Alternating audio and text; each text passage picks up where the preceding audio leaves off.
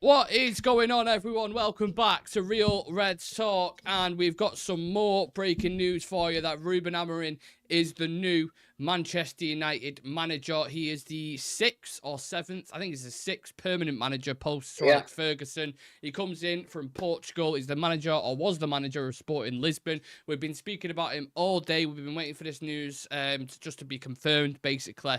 And Sporting have put a statement out basically saying that Manchester United are willing to pay his release clause, which is like 8.6 million or 10 million euros or something along the lines of that. And he is going to be the new Man United manager. And we're going to get into specifics, whether he'll be available or not for Chelsea and all those kind of things. But your initial reaction, Shreyas, I've not spoken to you today. Are you happy with that decision that they've made?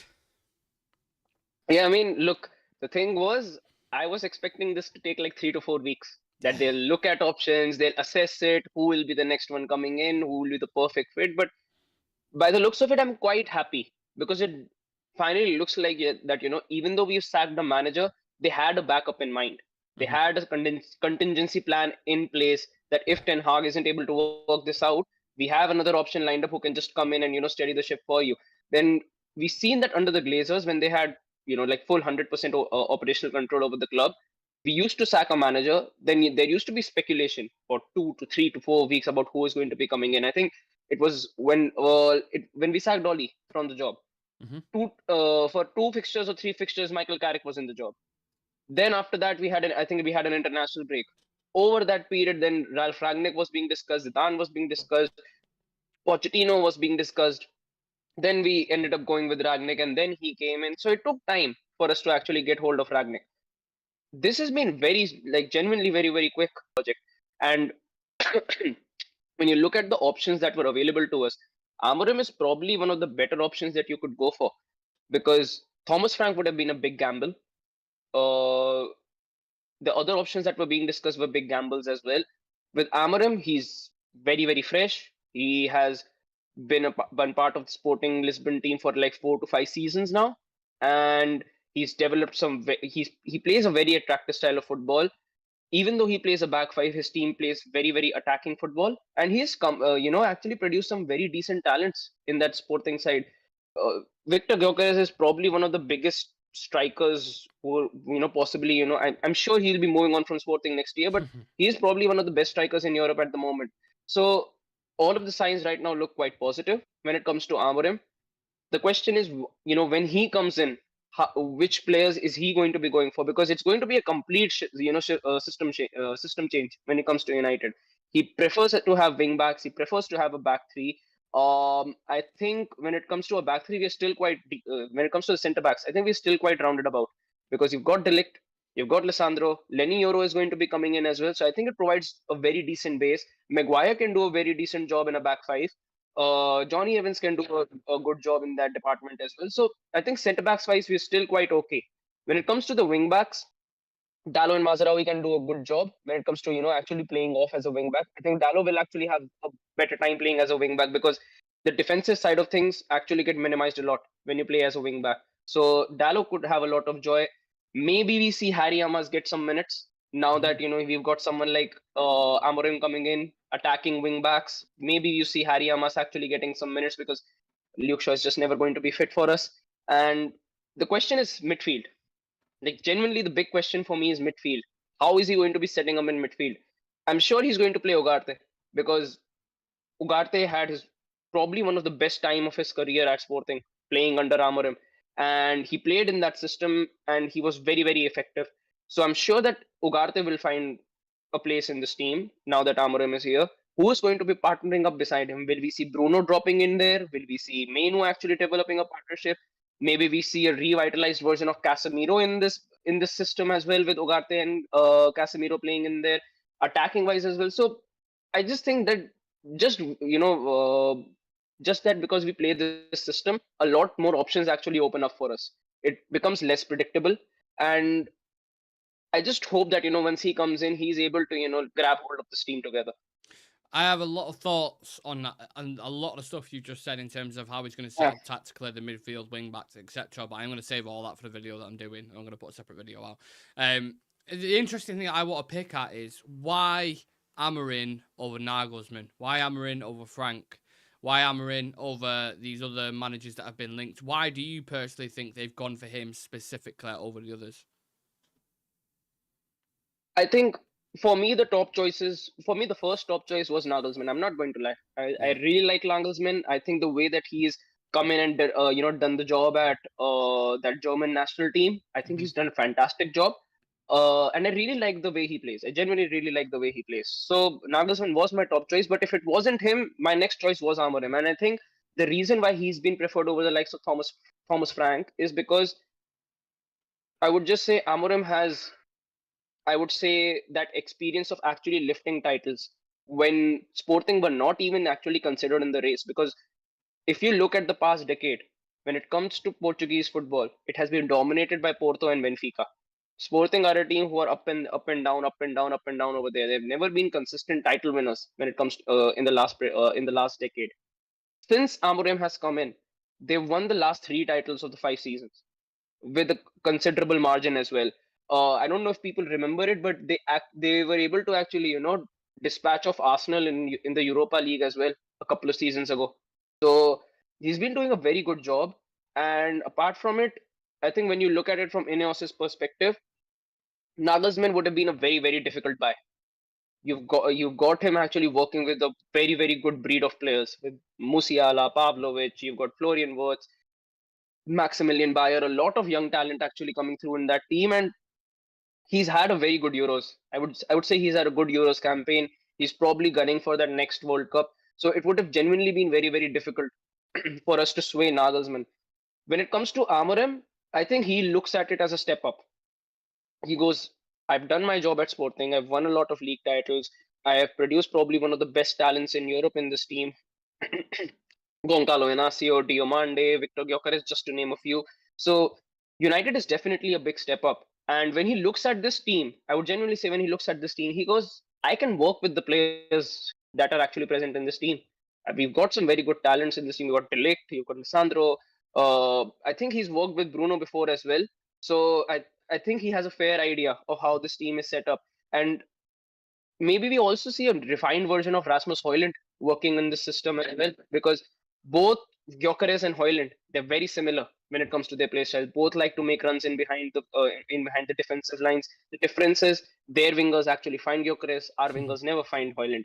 So I think when you look at it from Ineos's perspective, they go, this is a young manager. He's brought a fresh ideology. He's looking to work with us. When it comes to the transfer window as well, he's not someone who wants absolute control over the transfers.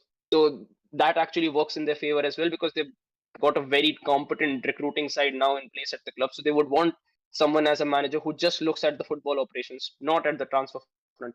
So a lot of those signs actually point more towards Amorim, and I would, and I think at this moment, even if he comes in and he has a slow start in his first 4 to 5 games, he wouldn't be in as much pressure because there's already a big ruckus at the club. So he's going to be coming in, and then he has to do a job to steady the ship, work out his, I would say, strongest 11 as well. Because right now, even we don't know what our strongest 11 is. Now, with the system change and then incorporating the players into it, it takes some time, but the future does look bright under Amorim, I would say this.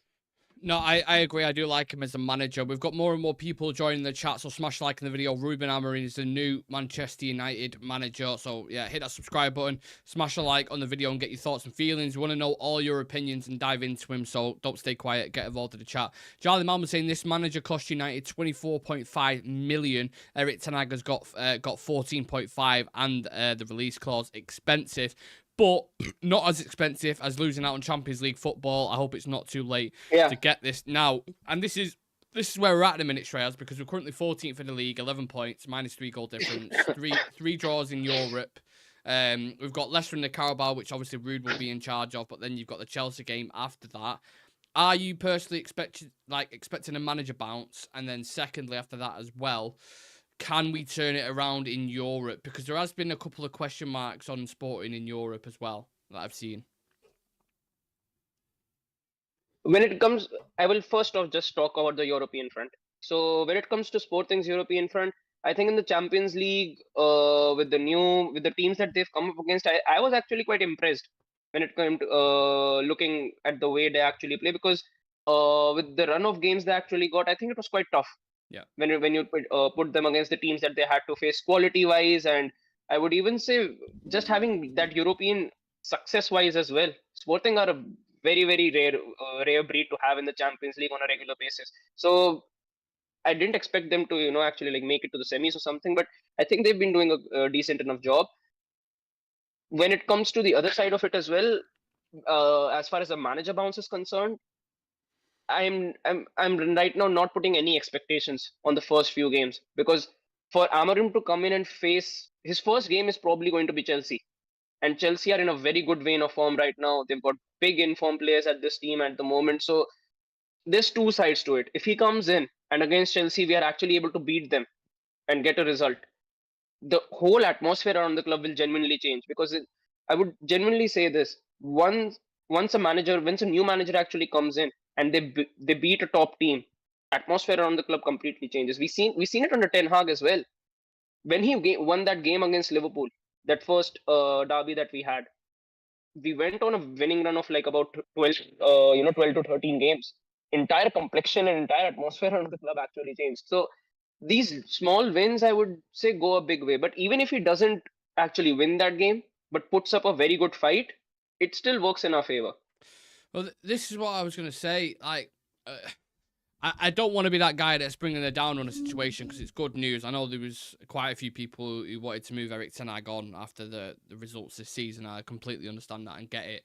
But do not forget this, that when, Ollie was leaving and we went and got this, brilliant tactician from Yeah, the Netherlands who played a heavy possession-based style, got to the semi-finals, beat Real Madrid, was unlucky not to get to the final, developed De Ligt, De Jong, Donne.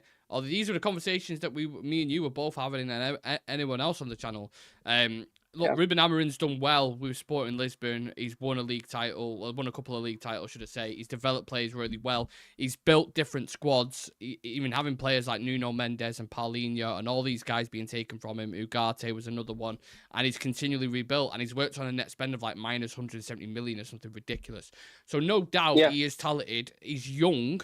That's something else as well. Like, there seems to be this new mold now where you've got your Xabi Alonso's, your Ruben Amorims, your Herzeller at Brighton, like all these young up-and-coming managers, and he was spoken about as maybe Pep's replacement, and Liverpool were interested in him. So he's obviously got some form of credentials why United have gone for him, and Ineos want that kind of model, don't they, as like a head coach yeah. coming in, someone who they can work with.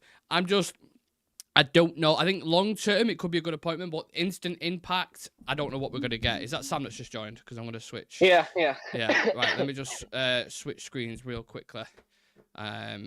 Yeah, Sam, we're just reacting to this now. It's all going off today. I mean, I don't know how many times I've been live personally, but it's got to be breaking a record at this point. Because we've done the the Leicester preview at the same time as well. So it's all going off at the moment. I don't even know what point we was midway through there, Shreyas, but I'll bring Sam in on it. Chat to me, Sam. Official now. What are we saying? Yeah, I think you're on the wrong mic as well, Nick. You sound like you're very echoey, so just have a look into that. Yeah, happy. You see, I'm surprised how quick we're getting it done, to be honest. Yeah. Like Within a day. I did not expect this at all. Like, we've just got to the point where it's like, okay, this is the guy we want. We've gone in, got the contract sorted, told Sporting, yeah, we're going to pay it. It's done. And it seems like tonight's game against Nacional is going to be his last game. And he'll be on a plane to Manchester shortly, be unveiled probably at some point this week or Saturday, and then maybe in the dugout for Sunday. Like, it's insane how quick it's moved. I think of all the choices, I won't lie and say he was my number one choice. I think Nagelsmann was my number one choice, but I think he's a very good manager. There's a lot of historic ties there, like Sporting not winning the title for like 19 years, and now he's won back-to-back titles. He's won a cup. He's got a 3-4-3, which I think suits the sort of profiles of players we've got. He works with young players and develops young players. He's got ties with people in this team already. So I think it's a really smart appointment by Ineos, and I'm glad they've moved super quickly to do it, because that's what we've been crying out for the Glazers for so long. It's just like how slow it takes for them to move and do stuff. Whereas Ineos are just like, no, this is the guy, bang, sort the deal sorted, and we're in. So I'm excited. I was saying to Shreya, Sam, why have they not gone for the others in your mind, do you think? I think maybe it was difficult to get Nagelsmann out of the Germany team. I think that might have been a difficult sort of deal to do, and I think they wanted to move swiftly, and they probably sounded out a bunch of people in the summer.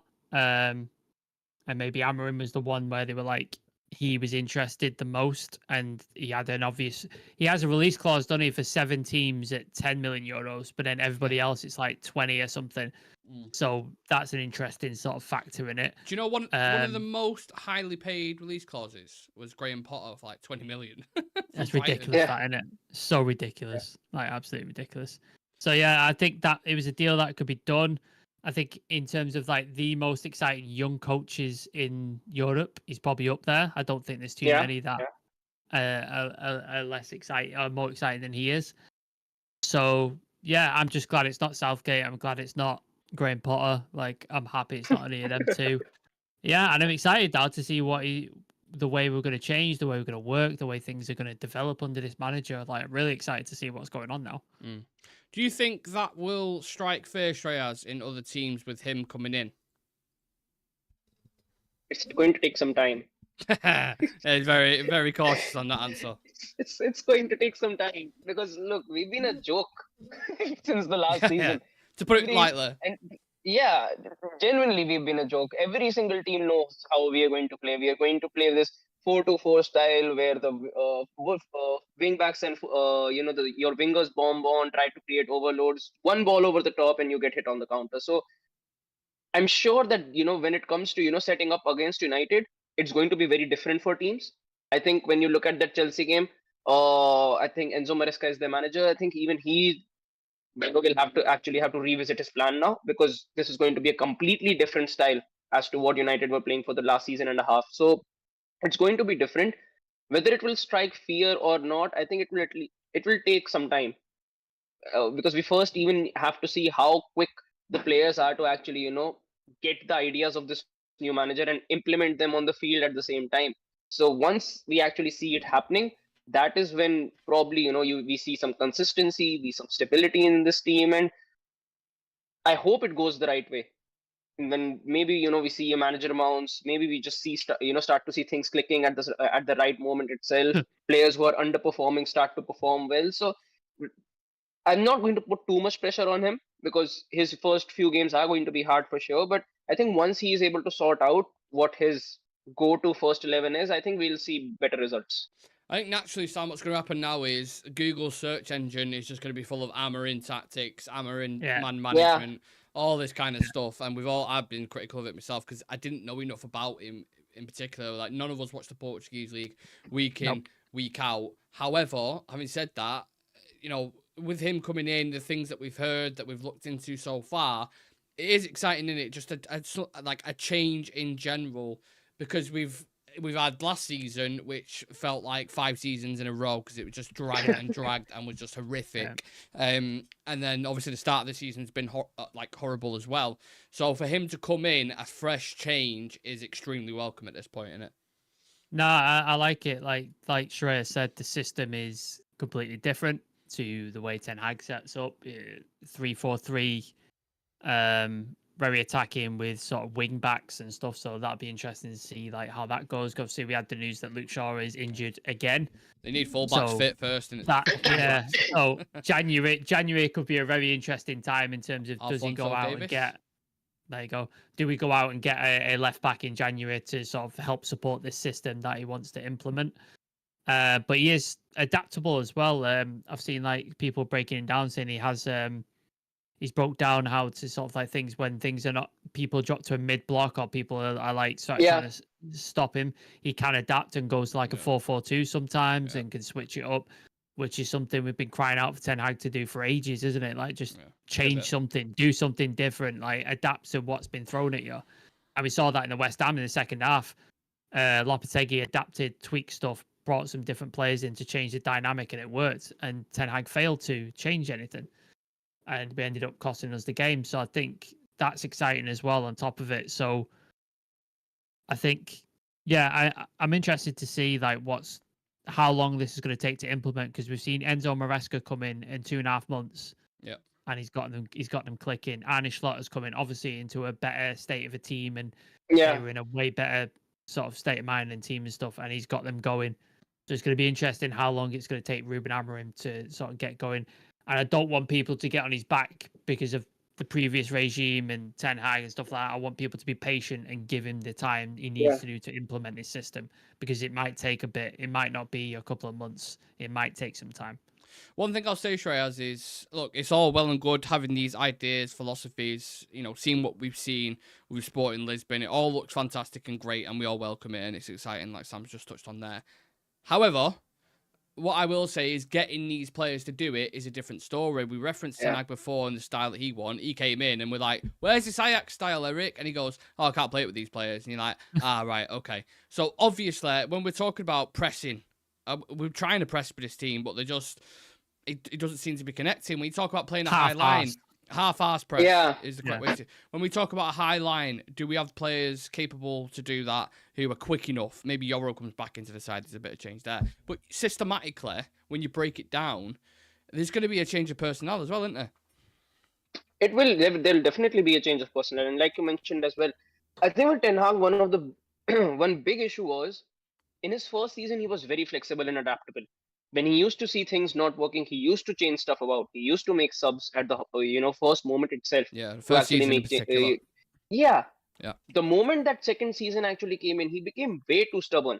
We could see it, even he could see it, that things aren't working with the way we are pressing, with the way teams are countering us. But he still insisted on playing that style for a whole season, and then continued that this season as well. And in that first season, I would say our press was really good. Genuinely, Bruno was pressing quite well. Weghorst was brought in and helped quite well with the press.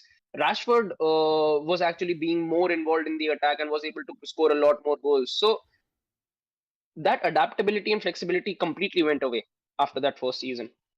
Now that Amorim is going to be coming in, there's going to be a completely different version of United that you're going to be seeing, because when you look at the way his attack is actually broken up, the striker is his main relying point.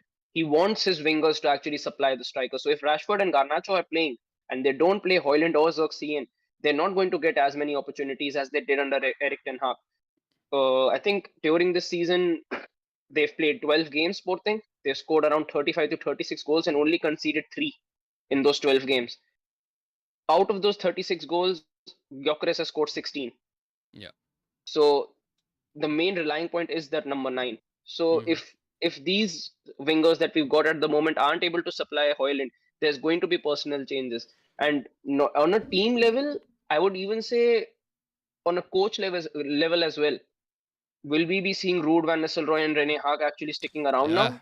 Yeah, it's a good question. That's because, if Amorim is going to be coming in, he's going to want to bring his own guys in. He would want people that he's worked with to be at this new club, especially with the project that is being offered by Ineos at United. He would want all of his people to actually be at the club. So what is the future for Rene Haag and Ruud van Nistelrooy now? Once Amorim is set in, I think it is pretty much done within the next few hours. So how is that scenario going to work out? Because Ruud is an interim manager right now. After that Leicester game, what is going to be happening with him? Nobody really knows that. It's very interesting in it, because did he get rid of that coaching staff, Sam? What if Amorim wants to bring in his own assistants? It's a couple of decisions by Ineos, which is like, because it feels like they went 100% to kind of back Ten Hag, didn't it? Yeah, no, they indicate obviously the contract situation was the sticking point. We spoke about that earlier the other day, where they didn't offer him a 3-year deal because they couldn't agree to strip that power away from him that he has in terms of transfers. And I think I was listening to Talk of the Devils, and he was saying that Ruud van Nistelrooy was an Ineos hire, not a Ten Hag hire, whereas Rene Haak and the other Dutch goalkeeping coach, I think, was a Ten Hag hire. So I'd assume that Ruud would stick around and be part of the coaching staff with it. But I think the other ones then could potentially be on the chopping block because they were Ten Hag hires. So, yeah, it's going to be interesting. We saw David Moyes sort of fail by the wayside, didn't he? 'Cause he got rid of everybody who was left over in the Fergie era and didn't have that transition and ended up not doing so well. So maybe he keeps a couple of them just to sort of, because they know the players and they've worked with them for this season. But who knows? Maybe he comes in and goes, "Nah, I don't want any of these. Get rid," and brings in his own guys. We don't know at this point. Like, we'll have to see. Mm-hmm. Just offer some context to Amorim, Shreyas. Sporting have an XG difference of plus 68 since the start of last season, the best of any side across Europe's top 6 leagues. To put that into context, Man United's XG difference in that time period is minus 12.8, which is the 89th worst across Europe's top 6 leagues. So, in that sense, statistically, you can expect a change. We're going to expect to change tactics. I have a feeling, some players are going to perform much better. We're going to see more of Ugarte, more of Højlund, Ahmad, these kind of guys. But Chelsea is the one where it looks like he's coming in. So it's a tough test, that, isn't it? It is going to be a tough test, and there is one new signing that I'm actually concerned about now. Now that Amorim is coming in, one player is Zirkzee. Yes, I don't know if Zirkzee is going to be fitting into this team now because I agree. When it comes to Amorim, he wants a killer number 9. Genuinely, he wants that traditional number 9. Around the box, scoring headers, being in the right area at the right time, and Højlund does fit into that profile. I think Højlund will actually find a lot more joy than he did under Ten Hag with Amorim, and I think Højlund might be.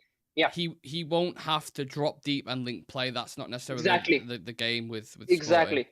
Yeah. And it's the same case for Bruno, I would say as well. Bruno wouldn't have to be playing right wing or just tracking back at right back now. His role is going to be much more simplified.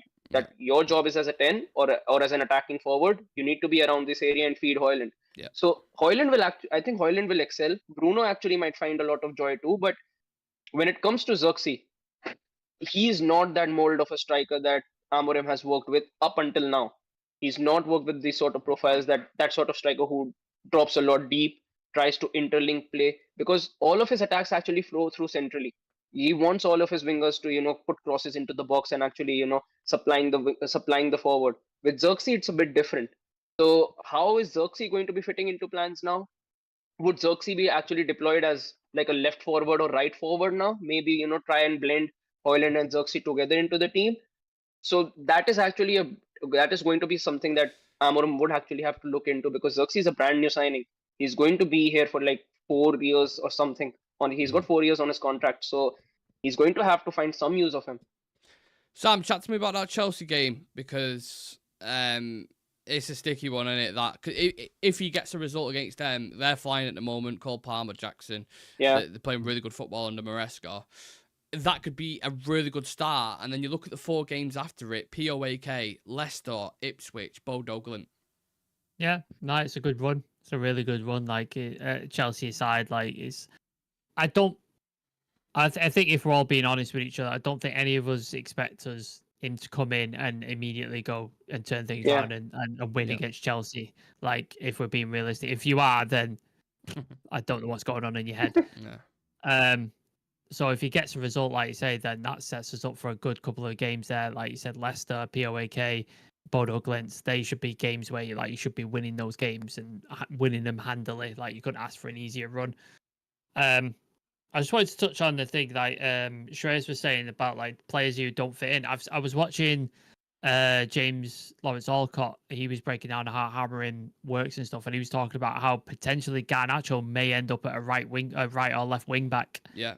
Under this system because of his work rate, how hard he works, his energy and stuff like that. So I think with his system that he wants to play, I don't think we have the wing backs or the full backs to do it. No, I don't think Dallow's good enough for it, and we haven't got a left back essentially, like it doesn't exist. So it's going to be interesting to see what happens there. So if Garnacho does come in and fills in at that right wing back, but we need to go out, like I said, go out in January and get a left back or get a left wing back. Like, that needs to happen immediately because Luke Shaw can't rely upon. But yeah, if he can get a result in Chelsea, sets him up for a great run. And then, looking forward to all those games after that. But I think Chelsea should be a free hit. He's going to literally have a day or two with the players. Yeah. So let's not expect too much against Chelsea. Like, as long as it's not a hammer in by them, then let's not expect too much. But at the same time, I'm kind of like, it's going to be different though. Like, we're going to see the team. And it will be different. Yeah. It will be different. It's going to look different on paper. And I'm going to be absolutely. thank God, a tactical change. It's just refreshing because we can talk. We could talk about something different in the Yeah, preview. yeah. Do That's something what I mean. different. What's Ten Hag going to do? Well, we know what he's Yeah. going to do. You Yeah. know, he's going to stick with this guy. He's going to do with that. It had Yeah. become extremely stale under Ten Hag, and it's Yeah. I don't want to be disrespectful because he's literally just left. There's some great memories with him, but ultimately, when you're 14th in the league and doing what we're doing, you've got to go. You've got to go. And Amorim coming in now. I'm just looking at some more stats coming in. The most wins in Europe's top 6 leagues since the start of 23-24, more than Barcelona, Madrid, and City. The most goals, 126 goals. The most second most points, and third most clean sheets. Sorry. So Also, the similarities, the parallels of United and Sporting not winning a title for 19 years. Yeah. United not winning a title for that long, and he's won a title back to back. Developing youth, which is what United's all about, and I think that was something Ten Hag did quite well. Debuts to Garnacho, Kobe Mainoo, that kind of stuff. So I think that ties right in with United as well. So there's some nice sort of similarities there. One thing that we haven't really touched on, Shreyas, and we can kind of start rounding off the show shortly, is his character, as like how he connects with the players, relationships. I'm sure Ugarte is probably telling all the players about him now. They'll all be pecking his head about him. But something I thought Ten Hag struggled with in particular was those kind of like press conferences and difficult moments at times to communicate. I felt like at least he came across a bit like a head teacher at times, and didn't really offer clarity in situations that we were craving as fans. Do you reckon that's another reason why Ineos have gone with Amorim as well? Character, personality? Yeah, I mean, look, the answer of every argument cannot be trophies. So so they had to make a change. And in Ten Hag's tenure, he fell out with a lot of players, and it was quite evident that he fell out with with a lot of players. He had a falling out with Casemiro. He had a falling out with Rafa Varane. Ronaldo. Ronaldo and De Gea could be brought into that mix as well. Sancho could be brought. Yeah. So there are a lot of players that he actually headbutted with. I'm not going to say that he was wrong in every single one of them, but I would say with Varane and Casemiro, coming out and saying that we need to change something about because this is not working. Maybe he should have incorporated it a bit into his play style, but he didn't. So with Amorim, it's a bit different. It generally is different. So I think looking at it from a club perspective, Ineos would have looked at it and said, look, right now we've got a good good blend of youth as well as experience at this team. We need to get a manager in who can get the best out of both worlds and actually, get them playing together. So Amorim is a smart buy in that perspective because he's got some veterans in his team as well. And like Nuno Santos is a veteran. You've got the likes of some young talents in Zeno De Bast, Goncalo Inacio. So he's actually been able to blend them in quite a bit. And if he's able to do this sort of job, the same job that he's done at Sporting at Manchester United, probably someone from the youth academy actually gets some minutes as a left back. You never really know. Maybe some familiar faces in the attack. One of them actually gets dropped. We start seeing a different figure, actually occupying that left wing or right wing position. So right now, there's a lot of speculation. But I think once he actually comes in, once we see a few games, we'll be able to get a bit more clarity. Right, okay, so before I go lie in a dark room for an hour and just have no lights on whatsoever, what are we rating this? Are we happy, lads? Like, give me like a satisfaction level out of 10. What are we feeling? Sam, kick us off. I'd say a solid 8 out of 10. Like, I'm quite happy with that appointment. Like I said, of all the sort of young up and coming coaches in Europe, like you got Xabi Alonso, you got Ruben Amorim, Julian Nagelsmann. I think he's one of the top ones, like the top selection, an exciting selection. Like you said, totally different tactically and mentality from Ten Hag. Like absolutely, like a welcome change from that. Spoke on the sort of youth development as well, like the similarities between Sporting and United, and also when a Sporting let us down in terms of players, in terms of people got from them. You know what I mean? Ronaldo, Nani, Bruno. The list continues, done it. So, yeah, 8 out of 10. I'm excited. If it was a Nagelsmann, it'd be a 9.5. But I think Amorim's like the next one the next cab off the rank, and I think decently happy with that. Yeah, I'll go with an 8. I'll go with an 8 as well. I think it's a smart move. I think the other options, barring Nagelsmann, would have been big gambles. And now that you're getting this guy in, who I would say a lot of teams don't really know how Amorim actually works. And another thing that I had just remembered was this is the guy who was the top choice for Liverpool before they got slot in. And Amorim City, was their first, and City as City as well. well. Amorim was their first choice, and Amorim declined their offer. So once we actually play Liverpool, and if we end up getting a win, my week will be sorted. So yeah, I'm quite happy with the appointment. I have a better question though. Okay. Which three players do you think will thrive under Amorim? I think Ahmad, I think Yoro, and I think Ugarte. Is that it? Is that just a question? Is that a question for me? Am I answering this Yeah. question? Wrong? Okay. Ugarte, Højlund, and I think Amas. I think he's going to bring Amas as a wing back. I'd like to see because he is a very attacking fullback. He's not as great defensively. I think you could see him making his way into this team. I think Amorim will like Amas a lot. I think we need to start stocking up on wing backs, mate. And that's what we need to do, isn't it? Jesus Stocking up on Christ. centre backs, stocking up on wing backs. Like, he gets to the training ground, Carrington, he goes, who've you got? And they're like, is Dallo? All right, anyone else? No, Majara's injured. Molassi's injured. Shaw's injured. Still injured. Shaw doesn't have legs anymore. Yeah, Shaw doesn't have legs anymore. So, right, we'll finish off on this because obviously one manager has come in, but one manager has left. I think my camera's about to die, so we'll do it in one sentence instead. Erik ten Hag's time at United. Sam, go. I'll always remember Liverpool and City. That'll be my everlasting memory of him. Shreyas. Yeah, I think, look, it started off quite well. I hope we could have had a better ending. I hope things would have worked out with him, but it didn't. But I'm still quite happy because he gave us a lot of good memories in his tenure. The FA Cup, the Carabao Cup, and in between that as well, he got us some very good results. Beating Barcelona, beating Liverpool, getting the dub against City in the final. So he it's a has long sentence, Shreyas. He can't do his I'm sentence. Yeah. He's happy.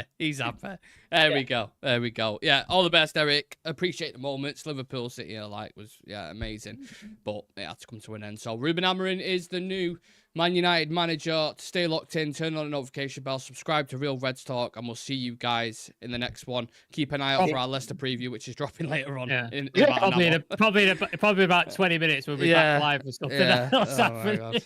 Right, season